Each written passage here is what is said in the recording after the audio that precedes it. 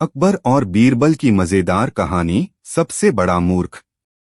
अकबर और बीरबल की कहानियां भारतीय लोक साहित्य का एक अहम हिस्सा हैं और इन कहानियों में छिपी बुद्धिमानी और हास्य प्रायः लोगों को आकर्षित करती हैं। यह कहानी भी उन्हीं में से एक है जहां अकबर की जिज्ञासा और बीरबल की चतुराई का बेहतरीन प्रदर्शन देखने को मिलता है। शुरुआत। यह कहानी उस समय की है जब अकबर और बीरबल के किस्से आम लोगों के बीच चर्चित थे। एक दिन अकबर ने सोचा कि क्यों न बीरबल से एक ऐसा सवाल पूछा जाए जिसका जवाब देना मुश्किल हो। दरबार में आए दिन कोई न कोई मुद्दा उठता था और अकबर को बीरबल की बुद्धिमानी पर गर्व था। लेकिन कभी कभी अकबर भी चाहता था कि बीरबल को कठिनाई में डाला जाए ताकि उसे भी कुछ चुनौती महसूस हो। दरबार में सभी दरबारी बैठे हुए थे और अकबर ने बीरबल को बुलाया। अकबर का सवाल। अकबर ने गंभीरता से बीरबल की ओर देखा और कहा, बीरबल, हमारे राज्य में सबसे बड़ा मूर्ख कौन है? यह सवाल सुनते ही दरबार में खामोशी छा गई। दरबारी एक दूसरे की ओर देखने लगे क्योंकि यह सवाल न केवल अजीब था बल्कि इसका जवाब देना और भी कठिन था। किसे मूर्ख कहा जाए? और अगर बीरबल किसी को मूर्ख कह भी दे तो वह व्यक्ति क्रोधित हो सकता है। लेकिन बीरबल हमेशा की तरह शांत और धैर्यपूर्ण था। उसने थोड़ा सोचा और फिर अकबर से कहा, महाराज, इस सवाल का जवाब देने के लिए मुझे कुछ समय चाहिए। मैं इस प्रश्न का उत्तर खोजने के लिए आपके राज्य का दौरा करूंगा। अकबर ने सहमति दी और बीरबल दरबार से निकलकर राज्य में घूमने चला गया। यात्रा की शुरुआत। बीरबल राज्य के विभिन्न हिस्सों में गया, गांव-गांव, नगर-नगर घूमता रहा। वह हर जगह लोगों से बात करता, उनकी समस्याओं को सुनता और उनके सवालों के जवाब देता। कई बार लोग उससे यह पूछते कि वह यहाँ क्यों आया है, तो वह मुस्कुराते हुए कहता, मैं सबसे बड़े मूर्ख की तलाश में हूँ। यह सुनते ही लोग चौंक जाते, लेकिन फिर भी किसी ने उसे बुरा नहीं माना। बीरबल का यह तरीका था कि वह लोगों के साथ आसानी से घुल मिल जाता और किसी को उसकी बातों से ठेस नहीं पहुंचती। पहली मुलाकात। धनी व्यापारी। अपनी यात्रा के दौरान बीरबल एक धनी व्यापारी से मिला। वह व्यापारी अत्यंत घमंडी और लालची था। उसने अपनी सारी संपत्ति जमा कर रखी थी, लेकिन उसका उपयोग किसी भले काम के लिए नहीं करता था।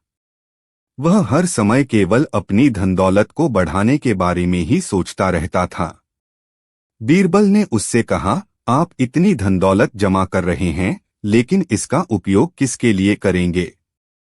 व्यापारी ने हंसते हुए कहा, मैं इसे मरते दम तक अपने पास रखूंगा और जब मर जाऊंगा तब इसे अपने साथ लेकर जाऊंगा। यह सुनते ही बीरबल ने सोचा कि यह आदमी मूर्ख हो सकता है क्योंकि कोई भी अपने साथ धनदौलत नहीं ले जा सकता। उसने व्यापारी को समझाने की कोशिश की, लेकिन व्यापारी ने उसकी बातों को हंसी में उड़ा दिया। बीरबल ने सोचा कि हो सकता है यह सबसे बड़ा मूर्ख हो, लेकिन उसने अभी फैसला नहीं किया। वह आगे बढ़ गया। दूसरी मुलाकात। साधु। आगे चलते हुए बीरबल एक साधु से मिला। वह साधु तपस्या कर रहा था और अपने आप को संसार से पूरी तरह अलग कर चुका था। साधु ने बीरबल से कहा, मैंने संसार के सभी सुखों को त्याग दिया है और अब मैं मोक्ष की प्राप्ति की ओर बढ़ रहा हूँ। बीरबल ने पूछा, आपने सब कुछ त्याग दिया है, लेकिन फिर भी आपको भोजन और पानी की आवश्यकता होती है। क्या यह त्याग पूर्ण है? साधु ने थोड़ा चिढ़ते हुए कहा, तुम इसे नहीं समझ सकते। मेरा त्याग उच्चतम स्तर का है। बीरबल ने महसूस किया कि यह साधु भी स्वयं को दुनिया से अलग मानकर मूर्खता कर रहा है, लेकिन फिर भी वह उसे सबसे बड़ा मूर्ख नहीं मान सका। तीसरी मुलाकात। राजकुमार। बीरबल ने अपनी यात्रा जारी रखी और एक राजकुमार से मुलाकात की। वह राजकुमार बहुत ही आलसी और आरामप्रिय था। उसके पास सब कुछ था, लेकिन वह कोई काम नहीं करता था। उसके सेवक उसकी हर छोटी से छोटी आवश्यकता को पूरा करते थे। बीरबल ने पूछा, आप इतने आराम में जी रहे हैं, लेकिन जब आपका राज्य आपको जिम्मेदारी सौंपेगा, तब आप क्या करेंगे? राजकुमार ने जवाब दिया, मुझे कुछ करने की जरूरत नहीं है। मेरे पिता राजा हैं और उनके बाद यह राज्य मेरा होगा। तब भी मेरे लिए सब कुछ तैयार रहेगा। बीरबल ने सोचा कि यह राजकुमार भी अपनी आलस्य की आदत से मूर्ख है, लेकिन उसने उसे भी सबसे बड़ा मूर्ख नहीं माना। बीरबल की वापसी। कुछ दिनों की यात्रा के बाद बीरबल वापस दरबार में आया। अकबर और दरबारी बड़ी उत्सुकता से उसका इंतजार कर रहे थे। जैसे ही बीरबल दरबार में पहुंचा, अकबर ने उससे पूछा, तो बीरबल, क्या तुमने राज्य के सबसे बड़े मूर्ख को खोज लिया? बीरबल मुस्कुराया और बोला, जी हाँ महाराज। अकबर ने आश्चर्य से पूछा, कौन है वह? बीरबल ने एक बड़ा आईना दरबार में मंगवाया और उसे अकबर के सामने रखा।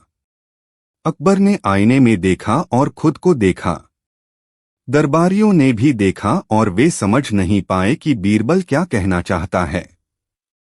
बीरबल ने फिर कहा, महाराज, यह व्यक्ति जो खुद को सबसे बड़ा समझता है, जो यह सोचता है कि वह सब कुछ जानता है और उसे किसी की सलाह की आवश्यकता नहीं है, वही सबसे बड़ा मूर्ख है। अकबर ने थोड़ा सोचा और फिर जोर से हंस पड़े। उन्होंने समझ लिया कि बीरबल ने उन्हें एक व्यावहारिक उत्तर दिया है। उन्होंने कहा, बीरबल, तुमने मुझे फिर से चकित कर दिया। यह आईना केवल मेरे लिए नहीं, बल्कि हम सभी के लिए एक संदेश है कि हमें कभी भी अपनी सीमाओं को नहीं भूलना चाहिए। निष्कर्ष। इस प्रकार बीरबल ने अपनी बुद्धिमानी और हाजिर जवाबी से अकबर को सिखाया कि किसी को मूर्ख कहना आसान नहीं है। कभी कभी हमें अपने अंदर भी झांककर देखना चाहिए। अकबर और बीरबल की मजेदार कहानी। चोर कौन? मुगल साम्राज्य का सबसे सुनहरा दौर चल रहा था। अकबर बादशाह अपने शासन की सफलता और समृद्धि से बहुत प्रसन्न थे। दरबार में सभी मंत्री, सेनापति और राज्य के बड़े लोग प्रतिदिन उपस्थित होते थे। पर अकबर का दरबार एक खास कारण से और भी प्रसिद्ध था, बीरबल, जो अपनी बुद्धिमत्ता और हाजिर जवाबी से सभी को चकित कर देते थे। एक दिन दरबार में एक बहुत ही विचित्र घटना हुई। अकबर बादशाह के सबसे कीमती गहनों में से एक हार अचानक गायब हो गया। यह हार रानी का था और अकबर इसे बहुत ही खास मौके पर उन्हें उपहार स्वरूप देने वाले थे। जब रानी ने हार के गायब होने की खबर दी, तो अकबर के चेहरे पर चिंता की लकीरें साफ दिख रही थीं। दरबार में हड़कंप मच गया। हार को जल्द से जल्द ढूंढो। यह हमारे शाही परिवार का कीमती आभूषण है, अकबर ने अपने सिपाहियों और दरबारियों से कहा। सभी लोग परेशान हो गए और अलग अलग तरीकों से हार की खोजबीन करने लगे। लेकिन कई दिनों की खोज के बाद भी हार का कोई पता नहीं चला। दरबार के प्रमुख मंत्री, सेनापति और सिपाही सभी हार को ढूंढने में असफल रहे। अब मामला और भी गंभीर हो गया था। अकबर को समझ नहीं आ रहा था कि आखिर हार गया तो गया कहां। इस बीच बीरबल दरबार में शांत बैठे थे। वे चुपचाप अकबर की चिंता को देख रहे थे और स्थिति का गहन अध्ययन कर रहे थे। जब सभी कोशिशें नाकाम रहीं, तो अकबर ने बीरबल की ओर देखा और कहा, बीरबल, तुम हमेशा अपने चतुराई भरे हलों से हमें हैरान करते हो। अब इस समस्या का हल भी तुम ही ढूंढो। मुझे विश्वास है कि तुम इस चोरी के पीछे की सच्चाई को उजागर करोगे। बीरबल ने मुस्कुराते हुए बादशाह की बात सुनी और कहा, जहां पनाह, यह काम थोड़ा मुश्किल जरूर है, पर असंभव नहीं। आप मुझे थोड़ा समय दीजिए और मैं जल्द ही इस समस्या का हल ढूंढ निकालूंगा। बीरबल ने दरबार के सभी प्रमुख लोगों को एकत्र किया और उनसे कुछ सवाल पूछे। सभी ने कहा कि उन्हें हार के बारे में कोई जानकारी नहीं है। बीरबल ने कुछ देर तक सोचा और फिर अकबर से बोले, जहां पनाह, हमें इस मामले को हल करने के लिए थोड़ा अलग तरीका अपनाना होगा। मैं चाहता हूं कि सभी दरबारी और सेवक कल दरबार में आएं। मैं उन्हें एक जादुई उपाय बताऊंगा जिससे चोर का पता चल सकेगा। अकबर को बीरबल पर पूरा विश्वास था, इसलिए उन्होंने उसकी बात मान ली। अगले दिन सभी दरबारी और सेवक दरबार में उपस्थित हुए।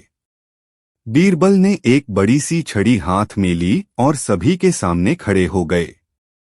उन्होंने कहा, यह कोई साधारण छड़ी नहीं है, यह जादुई छड़ी है। यह उस चोर को पहचानने में मदद करेगी जिसने हार चुराया है। यह छड़ी उसी व्यक्ति के हाथ में थोड़ी लंबी हो जाएगी जिसने चोरी की है। यह सुनकर सभी लोग एक दूसरे की ओर हैरान होकर देखने लगे। बीरबल ने सभी दरबारियों और सेवकों को निर्देश दिया कि वे इस छड़ी को पकड़े और उसके बाद वह छड़ी को अगले दिन वापस ले लेंगे। सभी ने छड़ी को पकड़ लिया और फिर बीरबल ने उन्हें घर जाने के लिए कहा।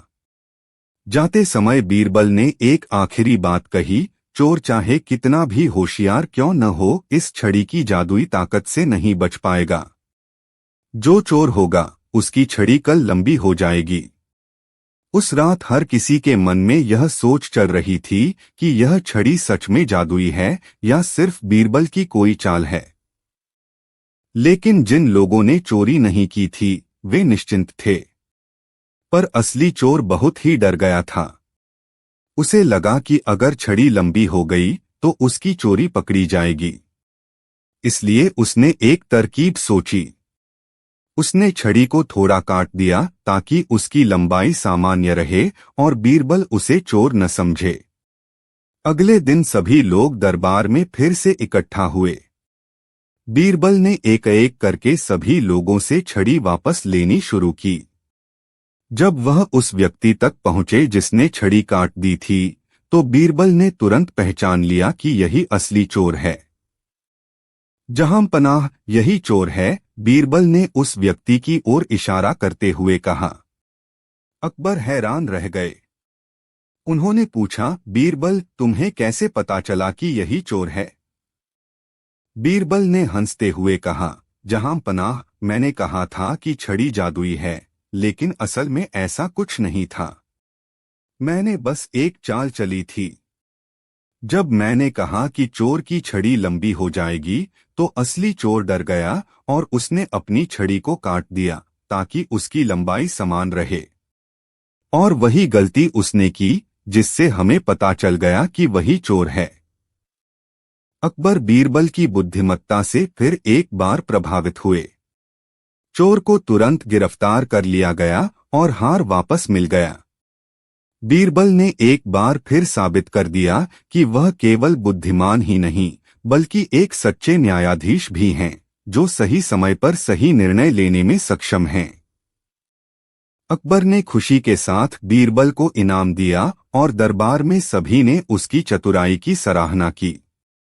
इस प्रकार बीरबल ने न सिर्फ हार को ढूंढ निकाला, बल्कि अपनी चतुराई से चोर को भी बेनकाब कर दिया। अकबर और बीरबल, न्याय का अनूठा तरीका। मुगल सम्राट अकबर का दरबार हमेशा राजाओं और दरबारियों की चहल पहल से भरा रहता था।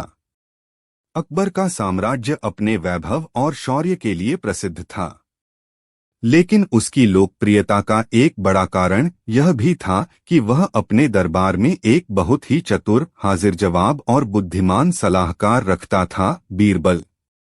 बीरबल अपने समझदारी भरे फैसलों और अनूठी सूझबूझ के लिए पूरे साम्राज्य में प्रसिद्ध था। जब भी कोई समस्या आती, चाहे वह कितनी भी उलझी हुई क्यों न हो, बीरबल हमेशा उसे चतुराई से सुलझा देता था। उसकी बुद्धिमत्ता और न्यायप्रियता के चलते अकबर उसे बेहद पसंद करते थे। आज हम एक ऐसी ही कहानी सुनाने जा रहे हैं, जिसमें बीरबल ने अपनी अद्वितीय चतुराई से न्याय किया। समस्या की शुरुआत।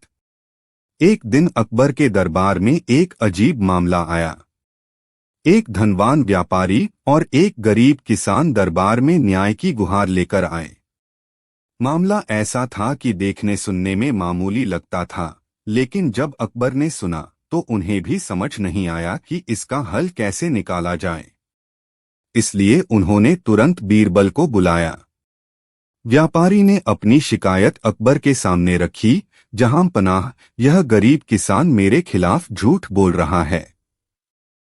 मैंने उसे अपनी जमीन पर खेती करने के लिए दी थी। अब वह कहता है कि जमीन उसकी है।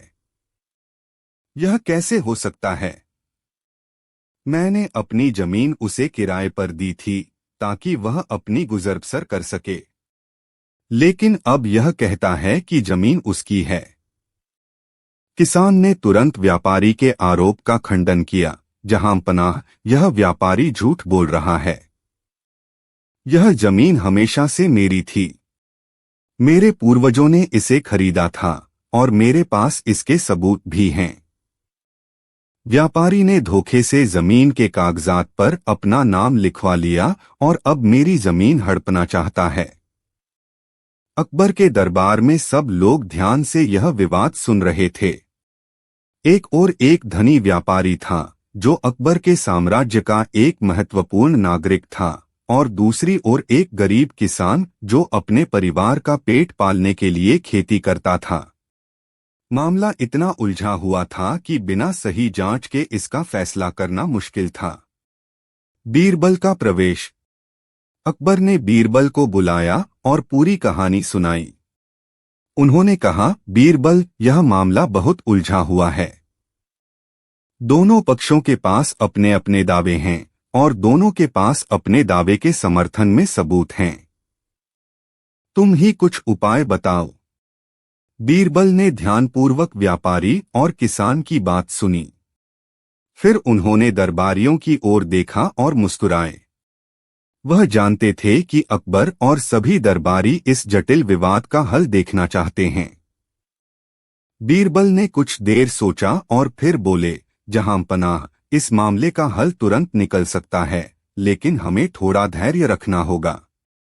मैं एक तरीका जानता हूं जिससे सच का पता चल सकेगा। अकबर ने सिर हिलाते हुए कहा, बीरबल, तुम्हारी चतुराई पर हमें पूरा विश्वास है। बताओ, तुम इस मामले को कैसे सुलझाओगे?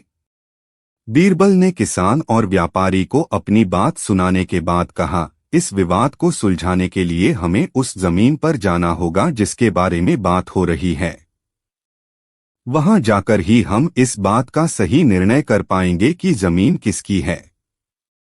अकबर और दरबार के अन्य लोग थोड़े हैरान हुए, लेकिन सभी को बीरबल पर भरोसा था।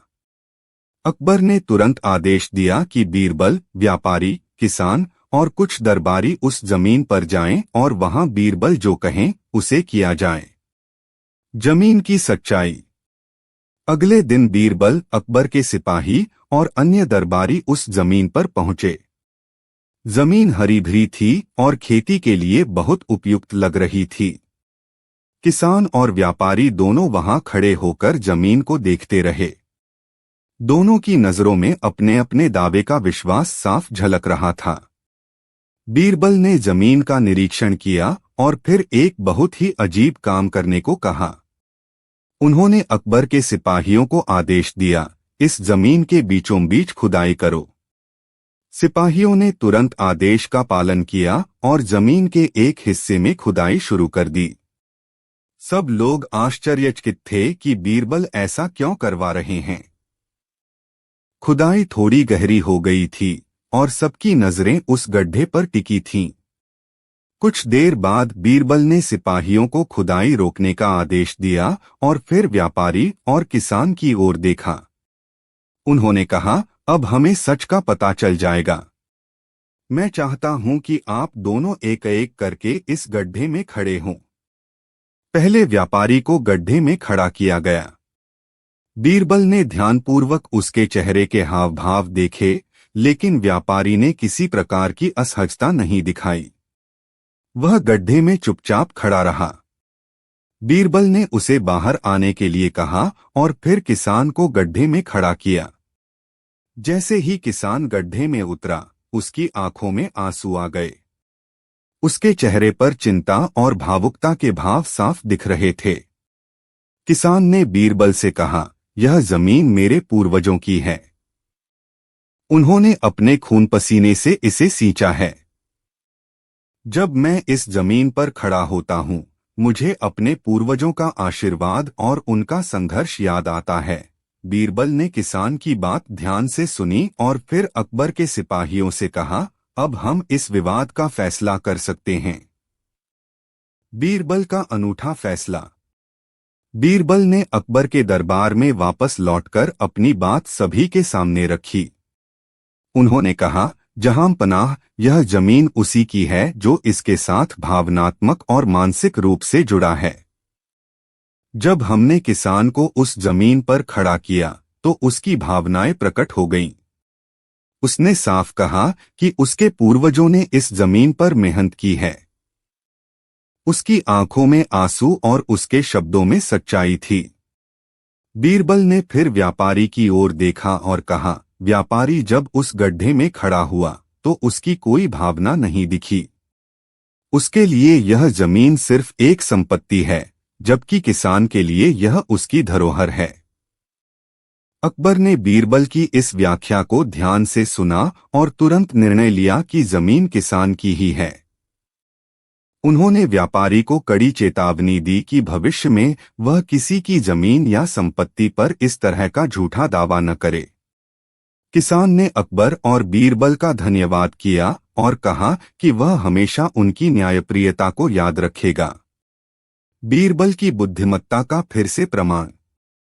बीरबल ने एक बार फिर अपनी अनूठी बुद्धिमत्ता और न्यायप्रियता से एक जटिल विवाद को सुलझा दिया।